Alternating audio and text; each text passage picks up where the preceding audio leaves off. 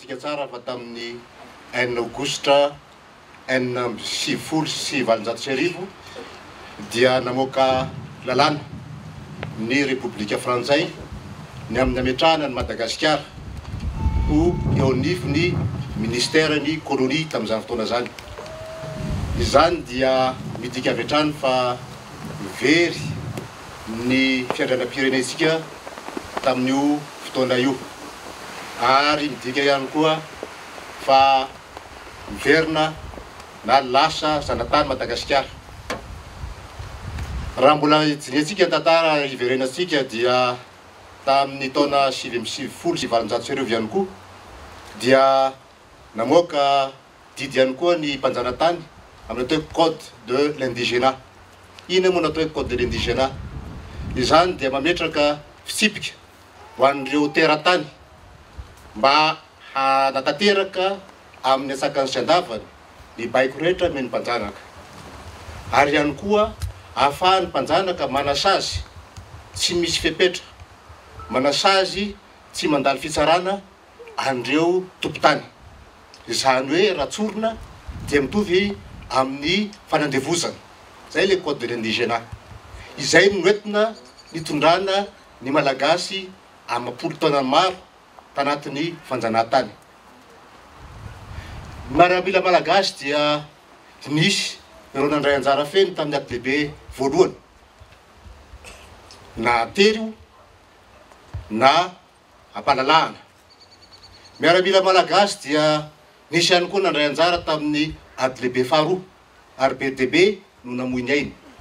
Midika zany fa ny miaramila malagasy dia natondra ny rahany amin'ny fitiavana atao hoe fahafahana, niady tamin'ny fasisme tany Allemagne, niady tamin'ny fasisme tany Italia.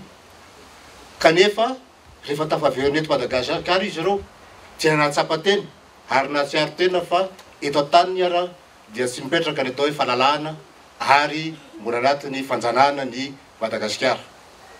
Midika zany fa PDB amin'ireo mpiaditra anain'ireo no nilatsaka sitrapo, mitondra ny anjara birikiny amin'ny ady amin'ny fiverenany fahaleovantena Madagasikara tamin'ny taona 1770. Anisan'izany ny lieutenant Randriamarimanana izay misy toby anankiray Analakely mitondra ny anarany. Anisan'izany ireo sivily hafa koa niaraka taminy izay niady sy nitaky an'izany fandriampahalemana izay tamin'ny fotoana 1970 vao niverina tanteraka tamintsika. Izany no itsahivina dia mba ilazana amintsika rehetra manatrika etony fa manana ny fiandrianam-pirenentsika tsika, manana ny fahaleovantenatsika tsika, ary manana ny olo-manga niady ho atsika iverenana zany fandriampahalemana zany, iverenana zany fahaleovantena zany, iverenana zany fiandrianam-pirenena zany. Ny filoha Repoblika ankehitriny dia mitarika atsika hatrany mba hananatsika an'izany ampo-pirenena, mba hananatsika ny fitiavatsika nyty Madagasikara imatimatesatsika ty, mba hananatsika zany fitiavan-tanindrazana zany hiatrehantsika ny zava-misy iraisam-pirenena, satria fantatsika ny zavatra miseho ankehitriny na anivelany zany amin'ireo ady zay mitranga any Eropa ankehitriny izay manana fiapaikany, manana fiatraikany aty amin'ny fiainam-pirenena tsy eto Madagasikara fotsiny fa eran'izao tontolo zao. Izany ho lazaina dia mba hitandrovantsika toy ny anak'Andriamaso ny fiandrianam-pirenena, hitandrovantsika toy ny anak'Andriamaso ny fahaleovantenantsika, ary hijoroantsika tena malagasy vanina miaro ny tanindrazantsika, satria izy dimy rahalahy zay nitifirina teto dia profo mivaingana an'izany fitiavan-tanindrazana zany.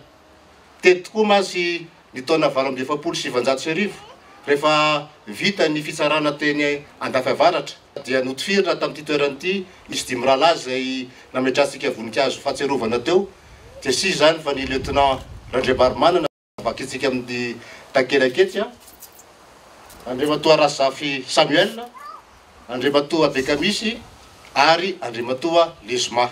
Izany dia ahatsiarovantsika nireo malagasy rehetra zay nitolona ho atsika, matoa tsika tonga amin'izao fahaleovan-tenantsika zao matototsika tonga amin'izao toerana misy antsika zao dia noho ireo olona rehetra izay nialoha lalanatsika izay nandatsaka ny rano any Madagasikara, nandatsaka ny rano ny fiandrianam-pirenena, nandatsaka ny rano ny hamerenana ny fahaleovan-tena Madagasikara. Manana diditsika amin'ny maha vahoaka malagasy tompona andraikitra atsika amin'ny ahatsiarovantsika an'ireo mahery fotsika. Tapam-poroana sisa tsy may an'ireo olona rehetra ny aloha lalanatsika hitongavantsika amin'ny toerana misy antsika zao. Ary indrindrandrindra tsy atao rano natsaka tany ny herim-pon'izy ireo ka ankehitriny tsika raha misy ny fahasarotana miantraika amin'ny firenentsika noho ny antony samihafa dia tokony mitrakatra any manana ny atao hoe résilience nationale ahafahantsika mitondra avo an'izany fiandrandram-pirenentsika zany, ahafahantsika mitondra avo ny fahaleovan-tenantsika satria tsika dia manana ny saina manamarika ny fahaleovan-tenantsika, manana folo alin-dahy mariky ny fahaleovan-tenantsika.